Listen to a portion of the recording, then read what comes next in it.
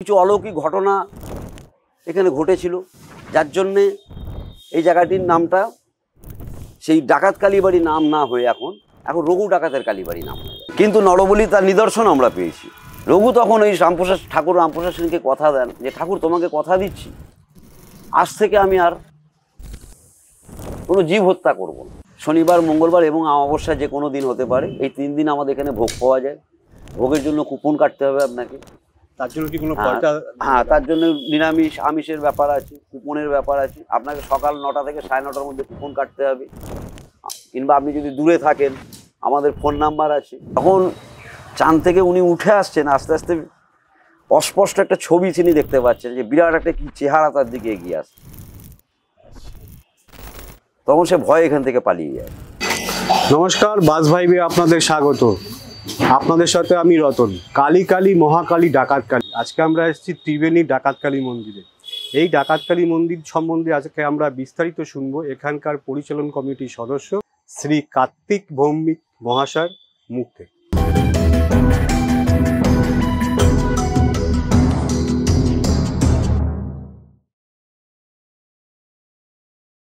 কার্তিক বাবু, আপনাদের চ্যানেলে আপনাকে স্বাগত। নমস্কার। আপনাদের এই ডাকাত কালী আজ আনুমানিক মনে করা হয় যে 500 বছরের ডাকাতদের তৈরি করা এই মন্দির। এর যে একটা প্রথমে ঘটনা ছিল, সেই ঘটনাটা আপনি আগে আমাদেরকে বলুন। দেখুন, সর্বপ্রথম বলি, আমাদের এই যে মন্দিরটি বা এই যে জায়গাটি আপনারা দেখছেন, এটা ডাকাত কালীবাড়ি নামে প্রচলিত আছে। কেন ডাকাত কালীবাড়ি? এটা যেহেতু ডাকাতেরা প্রতিষ্ঠা করেছিল।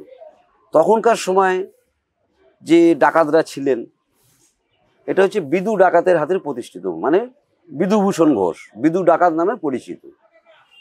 এটা ওনার হাতে প্রতিষ্ঠিত এই কালীবাড়ি, এবং সেই থেকে এটার নামকরণ হয়ে গেছে এটা ডাকাত কালীবাড়ি।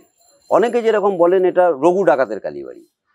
তো রঘু সেই সময় আসা যাওয়া ছিল, এবং রঘুর এখানে থাকতে কিছু অলৌকিক ঘটনা এখানে ঘটেছিল, যার জন্যে এই জায়গাটির নামটা সেই ডাকাত কালীবাড়ি নাম না হয়ে এখন রঘু ডাকাতের কালীবাড়ি নাম হয়ে গেছে। আচ্ছা, বিদু ডাকাত আপনি বলছেন মন্দিরটা বানায়, পরবর্তীকালে প্রতিষ্ঠিত করে। মন্দির তো লোকে বানিয়েছে, মানে দেবীকে প্রতিষ্ঠা করেছিলেন বিদু ডাকাত। পরবর্তীকালে আপনি বললেন রঘু ডাকাতের কালীবাড়ি। এর পেছনে কি রহস্য আছে? দেখুন, তখনকার সময় আমরা যেটুকু বই পড়ে জেনেছি যে তখনকার সময় যে ব্রিটিশ ইস্ট ইন্ডিয়া কোম্পানি ছিল, ইস্ট ইন্ডিয়া কোম্পানির সময়কার ঘটনা। তখন ইস্ট ইন্ডিয়া কোম্পানি রঘুর মাথার দাম দিয়েছিল, মানে একটা হুলিয়াজারি ওরা করে দিয়েছিল যে একে ধরে দিতে পারলে বা একে খোঁজ দিতে পারলে এত টাকা পুরস্কৃত করা হবে। সেই কারণে রঘু এক জায়গায় থাকতেন না। রঘুর বিভিন্ন জায়গায়, এরকম আপনি সমগ্র পশ্চিমবাংলায় ঘুরে দেখবেন রঘু ডাকাতের বিভিন্ন জায়গায় কালীবাড়ি আছে। এরকম আমাদের এটা একটা বলছে রঘু ডাকাতের কালীবাড়ি, সিঙ্গুরে একটা কালীবাড়ি, কাঁচরাপাড়াতেও আছে একটা রঘু ডাকাতের কালীবাড়ি। এরকম বিভিন্ন জায়গায় যেখানে যেখানে এই ডাকাতদের ডেরা ছিল, তখনকার সময় অ্যাকচুয়ালি এরা তো ডাকাত ছিলেন না, এরা ছিলেন বিপ্লবী। এগুলো ছিল বিপ্লবীদের ডেরা। তখনকার সময় এই ইস্ট ইন্ডিয়া কোম্পানি এদেরকে ডাকাত আখ্যা দিয়েছিল। কেন? এরা এই যে মানুষকে ধরে নিয়ে আসছিল, তখনকার সময় এই ইস্ট ইন্ডিয়া মানে ব্রিটিশদের দেখলে ধরে নিয়ে আসতো, তাদেরকে মারধর করতো বা মেরে ফেলতো। সেই জন্য তাদের সুবিধার্থে, মানে তাদেরকে একটা গ্রেপ্তার করবার পথ ওরা বেছে নিয়েছিল, ডাকাত আখ্যা দিয়েছিল। সেই ক্ষেত্রে বলছে যে রঘু ডাকাত, বিদু ডাকাত, কালু ডাকাত, মনোহর ডাকাত, এরকম বিভিন্ন ডাকাতের নাম, এদের সব ডাকাত আখ্যা দেওয়া হয়েছিল। অ্যাকচুয়ালি এনারা ছিলেন বিপ্লবী। আচ্ছা, আরেকটুখানি আপনার থেকে জানতে চাইবো, মন্দিরটা যখন এখানে, এখন তো এই অবস্থা খুব সুন্দর, তখন কি অবস্থা ছিল সেটাকে আপনি একটু বলতে পারেন? দেখুন, আমরা ছোট, আমার জন্ম এখানে, আজকে আমার 59 বছর বয়স হয়ে গেল। তা আমি জন্ম থেকে দেখে আসছি, তখনকার সময় গম্বুজাগার মন্দিরটিই ছিল, আর এই যে এই এলাকাটা ছিল সম্পূর্ণ জঙ্গলে ঘেরা। মানে এত বসতি তখন ছিল না। এখন যেরকম দেখছেন চতুর্দিকে রাস্তাঘাট, আলো ঝকঝকে এত কিছু হয়ে আছে, তখনকার সময় আজ থেকে 50 বছর পেছনে আপনি চলে যান, তখন এত কিছু কিন্তু এখানে ছিল না। এখানে ছিল জঙ্গলে ঘেরা, ঠিক আছে। মানুষজন এখানে কম আসতো, আমরা ছোটোবেলাতেও দেখেছি মানুষজন এখানে কম আসতো। মন্দির জরাজীর্ণ অবস্থায় মন্দিরটি পড়ে আছে, হ্যাঁ। তারপরে আস্তে আস্তে আস্তে আস্তে মন্দির সংস্কার হচ্ছে, আপনারা দেখতেই পাচ্ছেন সমস্ত ভক্তদের অনুদানে। হ্যাঁ, এবং আমাদের যিনি বিধায়ক মাননীয় তপন দাশগুপ্ত মহাশয়ের অনুপ্রেরণাতেও আমরা এই যে মন্দিরে এই যে ফাউন্ডেশনটা দেখছেন এটাও করেছেন। আচ্ছা, আপনারা কোনো সময় এখানে কি ওই সময় ধরুন আজ থেকে 50 বছর আগে বা 60 বছর আগে নরবলি হতে কি আপনারা? না না, আমরা কেউ নরবলি হতে দেখিনি। কিন্তু নরবলি তার নিদর্শন আমরা পেয়েছি, যেমন যে এখানে নরবলি হতো সে তার নিদর্শন আমরা পেয়েছি। যেরকম বলুন, অনেক মানুষের হাড় কঙ্কাল এখানে পাওয়া গেছে। আচ্ছা, এই যে আমরা কনস্ট্রাকশনটা করেছি, এই যে আমাদের লাস্টের এই যে কোণে যখন এই যে পিলারটা যখন আমরা মাটি খুঁড়ি, কলম করতে গেলে তো আপনাকে মাটি খুঁড়তে হবে, 4-5 ফুট যখন আমরা গর্ত খুঁড়ি, বেশ কিছু মানুষের হাড়গোড় আমরা পেয়েছি, মানুষের মরার মাথা পেয়েছি, ডাস্ট হয়ে গেছে, নষ্ট হয়ে গেছে সেগুলো, দীর্ঘদিন মাটির তলায় পড়ে থেকে থেকে আমরা তোলবার চেষ্টা করেছিলাম, কিন্তু শিশু বলিরও কি কোনো কিছু না, পেয়েছেন? সেরকম কিছু আমরা পাইনি। তবে আমরা যেটুকু শুনেছি যে এখানে কাদেরকে বলি দেওয়া হতো, যেটা শুনেছিলাম আমরা তখনকার সময়, জোরদার জমিদার, হ্যাঁ, বা ব্রিটিশের কোনো লোক যারা অত্যাচারী ছিল, তাদেরকে ধরে এখানে আনা হতো, এনে মায়ের কাছে পুজো অর্চনা দেওয়া হতো, দিয়ে তাদেরকে এখানে বলি দেওয়া হতো। ওদের ধারণা ছিল এখানে মায়ের কাছে শত্রুদের বলি দিলে মা সন্তুষ্ট হবেন, এটা ওদের ধারণা ছিল। আচ্ছা, যত আমরা কালী ঠাকুর দেখতে পাই, কারো বাড়িতে বলুন, পাড়ায় বলুন, বা কালী পুজোর সময় মায়ের হাতে খড়গ থাকে।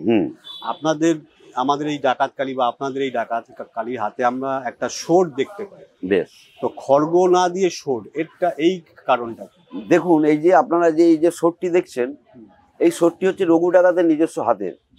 আচ্ছা, এটি উনি ব্যবহার করতেন। তাই তখনকার সময় আমরা যেটা শুনেছি বা বইতে পড়েছি, পাশেই আপনার হালি শহর, গঙ্গার ওপরে হালি শহর আছে, হালি শহরে এক সাধক থাকতেন রামপ্রসাদ সেন। উনি সঙ্গীতের মাধ্যমে, মানে গান গেয়ে মনের ভক্তিতে মাকে উনি সিদ্ধি লাভ করেছিলেন। তা কোনো এক কারণে তখনকার সময় বাণিজ্য কেন্দ্র ছিল আমাদের এখানে সপ্তগ্রাম, নাবিকেরা সব এখানে ব্যবসা করতে আসতো। আর এই যে গঙ্গা সরস্বতীর এটা কিন্তু মোহনা, জানেন তো, এই সামনে দিয়ে আপনার সরস্বতী নদী বয়ে গেছে, এই দিক থেকে আপনার গঙ্গা বয়ে গেছে, এই গঙ্গা সরস্বতীর এটা কিন্তু মোহনা, ঠিক আছে? তো আস্তে আস্তে চর পড়ে পড়ে ওরা দূরে চলে গেছে, গঙ্গাও এদিকে চড়ে দূরে চলে গেছে, সরস্বতী নদীও আস্তে আস্তে চড়ে দূরে চলে গেছে। তখনকার সময় নাবিকেরা এখানে ব্যবসা করতে আসতো। মনসা মঙ্গল কাব্য আপনি হয়তো আপনারা জেনে থাকবেন বা বইতে পড়েছেন, চাঁদ সদাগরের নাম আপনারা শুনেছিলেন। সেই চাঁদ সদাগরে যেটুকু আমরা বইতে পড়েছি, চাঁদ সদাগরের এই ডিঙি এসে, মানে ওনার যে নৌকো এসে দাঁড়াতো আমাদের এই চড়কতলায়, মনসাতলা চড়কতলা, আচ্ছা, ওখানে নাকি উনি ডিঙি মারতেন। যাই হোক, বাণিজ্য কেন্দ্র ছিল সপ্তগ্রাম, সাধক রামপ্রসাদ সেন সপ্তগ্রামে এসেছিলেন, ঠিক আছে? গঙ্গা পেরিয়ে উনি তখন যাতায়াতের পথ ছিল আপনার এইটাই, মানে পায়ে হেঁটে যাওয়ার একটাই পথ ছিল। এই যে রাস্তাটি এখন দেখছেন পাকা ঝলমলে রাস্তা হয়ে গেছে, তখনকার সময় বিস্তীর্ণ জঙ্গলের মধ্যে দিয়ে সরু একটা গলি রাস্তা এখান দিয়ে ছিল। তা সপ্তগ্রাম থেকে ফেরার পথে উনি এখানে ডাকাতদের কবলে পড়ে যান। এই ডাকাতদের কবলে রামপ্রসাদ সেন উনি পড়ে যান। এবার রামপ্রসাদ সেনকে তখন সেই ডাকাত দলেরা এখানে ধরে নিয়ে আসে, এবং উনি খুব সুপুরুষ দেখতে ছিলেন। ওনারা ভেবেছিলেন কোনো যোদ্ধার জমিদার বংশের হয়তো ছেলে হবে। তা যাই হোক, ওনাকে যখন এখানে নিয়ে আসা হয়, নিয়ে এসে তখনকার সময় প্রথা ছিল যেহেতু নরবলি দেওয়া, তা ডাকাতরা সেই সময় নরবলি দেবে প্রস্তুতি নিয়েছে। তখন সেটা রামপ্রসাদ সেন বুঝতে পারেন যে এরা আমাকে এখানে মায়ের কাছে বলি দেবে, এখানে আর কাকুতি মিনতি করে কিছু করার নেই। তা উনি যেহেতু সাধক, উনি বুঝতে পেরে যান। এবার বুঝতে পারার ফলে যখন এবার ডাকাত দলেরা পুজো অর্চনা করে যখন এবার ওকে বলি দেওয়ার প্রস্তুতি নিচ্ছিলেন, তখন রামপ্রসাদ সেন সেই ডাকাত দলের উদ্দেশ্যে একটি কথা, মানে আবেদন জানান যে দেখ, আমি তো আমার জীবনটা মায়ের কাছে সমর্পণ করেইছি, তা তোরা যখন আমাকে মায়ের কাছে বলিয়ে দিবি, তা আমার একটা শেষ ইচ্ছাটুকু তোরা পূরণ কর। তখন সে ডাকাত দল যারা ছিলেন, রঘু ডাকাত, বিদু ডাকাত, আরও যারা সব ডাকাত দলেরা ছিলেন, তারা তখন বললো, বলুন আপনার কি আবেদন? বলছে আমি মাকে একটা গান শোনাবো। তখন বলছে তাহলে শোনান, গান একটা শোনান। তখন উনি এই মায়ের সামনে, যে আপনারা দেখছেন হাড়িকাটের যে জায়গাটা আছে, ওইখানেই বলি হতো, ওইখানে বসে উনি গান ধরেন। গানের কথাটা হচ্ছে, তিলেক দাঁড়া ওড়ে সমন, বদন ভরে মাকে ডাকি, বিপদকালে ব্রহ্মময়ী আমার, আসেন কিনা আসেন দেখি। এটি ছিল গানের কথা, এবং গানটি আপনারা রামপ্রসাদ সেনের ইউটিউবে সার্চ করবেন, পেয়ে যাবেন। যখন উনি গানটি গেয়ে যখন উনি গলা দিয়ে দিচ্ছেন শেষ পথে, এবার যখন শেষ, তখন সেই ডাকাতেরা দেখতে পাচ্ছি যে মা স্বয়ং ওখানে হাঁটু গেড়ে বসে পড়েছে। তখন সেই ডাকাতদের, ওনারা ডাকাত হলে হবে কি, ওনারা তো সাধক, ওনারাও তো একজন সাধক, তবেই তো তারা কালী পুজো করছে। কালী পুজো তো যে কেউ করতো না তখনকার সময়। তখন এই ডাকাত দলেরা দেখছে যে মা স্বয়ং হাড় কাটে গলা দিয়ে দিচ্ছে। তখন ওরা বুঝতে পেরে গেছে যে আমরা তো ভুল করে ফেলেছি। সঙ্গে সঙ্গে রামপ্রসাদ সেনের যে তাড়াতাড়ি ওনাকে তুলে ওনার হাতে পায়ে ধরে ক্ষমা চাইছে, আমাদের অন্যায় হয়ে গেছে, আমাদের ক্ষমা করো। তখন রামপ্রসাদ সেন বললেন যে দেখ, তোরা জীবিকার জন্য ডাকাতি করছিস, মানুষজনকে দান ধ্যান করছিস, সব ঠিক আছে, কিন্তু কাউকে হত্যা করে, তারও তো আত্মীয় স্বজন পরিজন কেউ তো আছে, তাদের কথাটা ভাব। তখন এই ডাকাত দলের চেতনা জাগে, বিশেষ করে রঘুর চেতনা জাগে।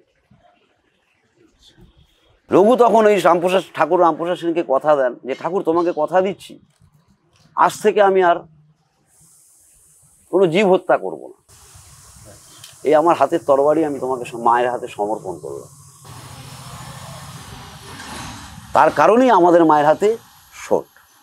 এবং এবার যদি বলেন যে এখানে দীপালিতা কালী পুজো, আমাদের এখানে বিরাট জাঁকজমক করে পুজো হয়, দূর দূরান্ত থেকে প্রচুর ভক্তরা আসে। এবং মাঘ মাসে যে শুক্লা তিথি আছে, শুক্লা তিথিতে শনিবার কিংবা মঙ্গলবার একটা দিন দেখে আমরা মায়ের প্রতিষ্ঠা দিবস পালন করি। কারণ মা তখনকার সময় কবে প্রতিষ্ঠা হয়েছিল আমাদের জানা নেই। একটা আমরা আনুমানিক একটা পঞ্জিকা দেখে, দিনক্ষণ দেখে, আমাদের যারা গুরুরা রয়েছেন তাদের মানে আপনার কি বলবো, ওটাকে আদেশই বলুন, সেই রকম তাদের সঙ্গে পরামর্শ করে আমরা ওই মাঘ মাসের শুক্লা তিথি দেখে শনি মঙ্গলবার একটা দিন দেখে মায়ের প্রতিষ্ঠা দিবস এখানে আমরা পালন করি। মানে বাৎসরিকটা ওই দিনকে হয়। বাৎসরিকটা কালী পুজো তো কালী পুজো থাকবেই, বাৎসরিক অনুষ্ঠান আমাদের যেটা আমরা ওটাকে প্রতিষ্ঠা দিবস বলি, ঠিক আছে, মানে জন্মদিন। বুঝে গেছি। জন্মদিনের প্রচুর ভক্ত থাকে এখানে, যত ভক্ত 8-10 হাজার ভক্তরা এখানে প্রসাদ পাবেন, সেসব মাই অ্যারেঞ্জমেন্ট করেন সব। বলুন আর কি বলবেন। হ্যাঁ, আচ্ছা, এই একটা পুকুর আমরা এখানে পাশে আপনার দেখতে পেয়েছি, এই পুকুরটার কি ঘটনা? এই পুকুরটা তখনকার সময়ে যেটা আমরা শুনেছি, এই পুকুর থেকেই নাকি মাছ তুলে, মাছ আমাদের, তার আগে বলি আমাদের মায়ের মহাপ্রসাদ হচ্ছে ল্যাঠা মাছ পোড়া। ল্যাঠা মাছ পোড়া। আচ্ছা, ল্যাঠা মাছ পোড়া। সেই ল্যাঠা মাছকে কাঠের আগুন দিয়ে পোড়াতে হবে, যেরকম করে আপনার ওই তন্দুরির মতো করে আর কি, ঘি দিয়ে তাকে পোড়াতে। মানে জোড়া? না, সিঙ্গেল। এইবার ধরুন কি, একটা ল্যাঠা মাছ আর কত বড় হবে, একটু প্রসাদ বেশি করতে গেলে তাহলে আমাকে আর 2-4টে ওর সঙ্গে ভেজাল দিতে হবে আর 2-4টে পোড়াবে, কিন্তু মাকে একটা ল্যাঠা মাছ দিয়েই পোড়ার নিদর্শন যেটা আছে। তখনকার সময় নাকি ডাকাতেরা এই পুকুর থেকেই মাছ তুলে মাকে প্রসাদ দিতেন, সেই প্রসাদ খেয়ে ওনারা ডাকাতি ফাকাতি করতে যেতেন, সাফল্য পেলে মা এখানে এসে ধুমধাম করে পুজো করতেন। এই হচ্ছে ঘটনা। এবং তখনকার সময় এই পুকুর থেকে নাকি যারা বলি টলির কাজে ব্যবহার করতো তাদের স্নান করাতো। আর তখনকার সময় তো পানীয় জল এত কিছু ছিল না, তখন এই পুকুরের জলই পান করতো। আমরা একটা বট গাছ দিলাম, অশ্বত্থ গাছ, তার তলায় লেখা সাধু মায়ের আসন বা মায়ের।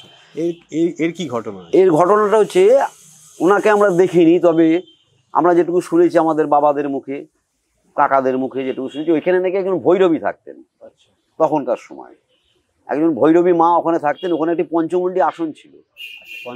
পঞ্চমুণ্ডী আসন ছিল, সেটা আমরা দেখেছি। পঞ্চমুণ্ডী আসনটা আমরা দেখেছি, কিন্তু সেই ভৈরবী মাকে আমরা দেখিনি। সেটা কি আজ থেকে ওই 500 বছর আগেকারই ঘটনা? না, ওটা ধরুন খুব আনুমানিক 150-140 কি এরকম হবে। মানে আমাদের বাবা কাকারা দেখেছেন। আচ্ছা, আমাদের বাবা কাকারা হলে ধরুন তার থেকে আরো 40 বছর আগেকার ঘটনা ধরুন। হ্যাঁ, এইরকম ব্যাপার। তবে ওনাদের মুখে যেটুকু শুনেছিলাম, তখনকার সময় উনি নাকি একজন সাধিকা ওখানে থাকতেন, উনি একাই থাকতেন এই সমগ্র জঙ্গলের মধ্যে, উনি ওখানেই থাকতেন নাকি। ওখানেই আমরা ছোটবেলায় দেখেছিলাম, ওখানে একটা পঞ্চমুণ্ডী আসন ছিল। কালক্রমে সেটা নষ্ট হয়ে গেছে। সেই মরার মাথা ফাতা সব লোকে টোপকে নিয়ে চলে গেছে। সেসব জল বৃষ্টিতে সেই ধুনি ফুনি ধুয়ে, আগে চালা ঘর ছিল, চালা ঘর ভেঙে যাওয়ার ফলে ধুনি ফুনি সব নষ্ট হয়ে গেছে। তখন আমরা করেছি কি, যেহেতু ওখানে আমরা ভৈরবী মায়ের ধুনিটা ছিল, সেহেতু আমরা এখন ধুনি তো আর করতে পারিনি। ধুনি করলে তাকে তো জ্বালাতে হবে, করতে হবে। এবার উনি ক্রিয়াভাবে পুজো করতেন, সেটা তো আমরা জানি না, তাহলে সেই ক্রিয়াতে আমাদের হাত দেওয়া উচিত নয়। তার জন্য ওনারকে স্মরণ করবার জন্য আমরা ওই জায়গাটা আমরা সাধু মায়ের আসন বলে রেখে দিয়েছি। এবং ওটা আমাদের বিশেষ কিছু দিনে, কালী পুজোর দিনে ওখানে পুজো হয়। মানে সাধু মার ওখানে পুজো দেওয়া হয়, মায়ের ভোগ ওখানে দেওয়া হয়। আচ্ছা, আপনাদের ভোগ বিতরণের কি কোনো ব্যবস্থা? হ্যাঁ, ভোগ দেখুন আমাদের এখানে শনিবার মঙ্গলবার ভোগ পাওয়া যায়। শনিবার মঙ্গলবার এবং অমাবস্যা যে কোনো দিন হতে পারে, এই 3 দিন আমাদের এখানে ভোগ পাওয়া যায়। ভোগের জন্য কুপন কাটতে হবে আপনাকে। তার জন্য কি কোনো হ্যাঁ, পয়সা? হ্যাঁ, তার জন্য নিরামিষ আমিষের ব্যাপার আছে, কুপনের ব্যাপার আছে। আপনাকে সকাল 9টা থেকে 9:30টার মধ্যে কুপন কাটতে হবে। কিংবা আপনি যদি দূরে থাকেন, আমাদের ফোন নাম্বার আছে। ফোন নাম্বার আমি বলছি 8388908177। আরেকবার বলুন। 8388908177। এই নাম্বারে যোগাযোগ করবেন, আমাকে পাবেন। ঠিক আছে, যদি আপনারা আসেন, মায়ের যদি ভোগ প্রসাদ গ্রহণ করতে চান, আমাকে ফোন করবেন, এখানে আসবেন। কিংবা আমাদের ফোনপে আছে, ফোনপে নাম্বারটা আমাকে ফোন করলে তখন বলে দেবো ফোনপে নাম্বারটা। ফোনপেতে আপনারা পয়সা দিয়ে পাঠিয়ে দেবেন, আপনাদের জন্য এখানে ভোগের ব্যবস্থা থাকবে। আচ্ছা, এই আপনি ভেজ আর নন ভেজের কথা বলুন। যেহেতু আমাদের মা এখানে ল্যাঠা মাছ পোড়া দিয়ে পুজো দেওয়া হয়, মা তাহলে মানে মা মাছ খায়, সেহেতু আপনার ওই নিরামিষ মেনুতে যা থাকবে, নন ভেজেতে আপনি 1 পিস মাছ পাবেন। তার জন্য কত পয়সা? এবার নিরামিষটা হচ্ছে আপনার 70 টাকা, ঠিক আছে, আর আমিষটা হচ্ছে 100 টাকা। ঠিক আছে, পেট ভরে আপনি প্রসাদ পাবেন, কোনো ব্যাপার না। মায়ের এমন কিছু ঘটনা যা হয়তো এখনো লোক সমাজে নেই বা লোক সমাজ জানে না, সেরকম ঘটনা আপনার কিছু জানা দেখুন, আছে? মায়ের এখানে, মা আমাদের এখানে অলৌকিক অনেক কিছু দেখায়। মা আমাদের জ্যান্ত, আমরা মনে করি। আমার বাড়ির মা যেরকম কথা বলে, আমার মাও কিন্তু এখনো কথা বলে। সব কিছুটা হচ্ছে ভক্তিতে বিশ্বাস। দেখুন, আমরা এখানে দেখেছি উন্মাদ পাগলকে সুস্থ হতে। আমি না, সবাই দেখেছে, সমস্ত দর্শকরাই দেখেছে। তারপরে দেখেছি আমরা বোবার বল ফুটতে। এরকম বিভিন্ন জিনিস আমরা দেখেছি, যার জন্য আমরা মনে করি হ্যাঁ, আমরা নিজেরা বিপদে পড়লে উদ্ধার হই মাকে স্মরণ করে, তাহলে সেটা মায়ের কৃপা, অলৌকিক ঘটনা। এরকম বহু ঘটনা আছে, তার মধ্যে 2-1টা ঘটনা যদি বলেন। আমরা এরকম দেখেছি উন্মাদ পাগল মেয়ে, তার কোনো সেন্স নেই, কিন্তু সে মায়ের এখানে আসতো, মায়ের এখানে এসে এরকম চেঁচামেচি হই হুল্লোড় করতো। তাকে সুস্থ হতে দেখেছি, সে এখন সুস্থ জীবনযাপন চালাচ্ছে। এরকম দেখেছি। এরকম আমি একটা ঘটনা শুনেছি যে আপনার এখানে রাত্রিবেলা মন্দিরে কেউ শুয়ে থাকলে তাকে... দেখুন, সেটা হচ্ছে সবাইকার ক্ষেত্রে কি হয়, সবার ক্ষেত্রে হয় না। যার ক্ষেত্রে হয়েছিল তিনি ভাগ্যবান, যার ক্ষেত্রে এই ঘটনাটা ঘটেছিল তিনি ভাগ্যবান। তিনি কি দেখেছিলেন, তিনি যে কোনো কারণবশত এই মন্দিরে শুয়েছিলেন, হঠাৎ দেখছেন রাত্রের বেলা ধুনোর গন্ধ নাকে তিনি উপলব্ধি করতে পারছেন। এবং তার সঙ্গে সে শুধু একা না, সঙ্গে আরেকজন সঙ্গী ছিল। এখানে একা শোয়াটা খুব কঠিন ব্যাপার ছিল তখনকার সময়। এটা কত বছর আগে? এটা ধরুন আনুমানিক 86 সালের কথা বলছি আমি। 1986? হ্যাঁ, 86-87 এরকম সালের গল্প বলছি। গল্প না, এটা ঘটনা, যিনি যেটা দেখেছিলেন সেটাই বলছি। তা ধুনোর গন্ধ পাচ্ছে, হঠাৎ তার ঘুম ভেঙে যায়। ঘুম ভেঙে যাওয়ার পরে এইবার দেখছি, তখন তো ওই পাঁচিল ঘেরা ছিল না, এটা পুরোটাই ফাঁকা ছিল, এত আলো ছিল না। এখন যেরকম চতুর্দিকে আলো, তখন এত আলোও ছিল না। আলো তো আপনার এই 2000 সাল আসার পরেই এত আলো টালো ঝলমলে এত কিছু ঘটলো 20-25 বছরে। তা যাই হোক, সে তখন দেখছে পুকুরে জলে আওয়াজ হচ্ছে। সে যখন মাথা তুলে দেখছে হ্যাঁ, কে একজন স্নান করছে রাত্রেবেলা। তখন মোটামুটি আনুমানিক 3-3:30 বাজে। ঠিক আছে, এবার সে যে চান করছে, সে কিন্তু ডুব মারছে না। যিনি চান করছেন তিনি জল ছেটাচ্ছেন, জল ছিটিয়ে চান করছেন। যখন চান থেকে উনি উঠে আসছেন, আস্তে আস্তে অস্পষ্ট একটা ছবি তিনি দেখতে পাচ্ছেন, যে বিরাট একটা কি চেহারা তার দিকে এগিয়ে আসছে। তখন সে ভয় এখান থেকে পালিয়ে যায়। তারা মানে সেই ভদ্রলোক যে দেখেছে, যে ওই ছবিটা পালায়নি, মানে যে ছাওয়াটা আসছে সেটা কিন্তু পালাচ্ছে না, ক্রমশ তার দিকে এগিয়ে আসছে। সেটা দেখে সে আর দেখে থাকতে পারেনি, পালিয়ে গেছে এবং পরে অসুস্থ হয়ে যায়। তিনি কি এখন জীবিত আছে? অবশ্যই আছে, সুস্থ আছে। আমি নিজে স্বয়ং কথা বলছি। হ্যাঁ, আমি নিজে স্বয়ং কথা বলছি, আমার জীবনে ঘটেছে এরকম ঘটনা। আমার নিজের জীবনের ঘটনা এতক্ষণ বলছিলাম না আপনাকে, এবার বলছি।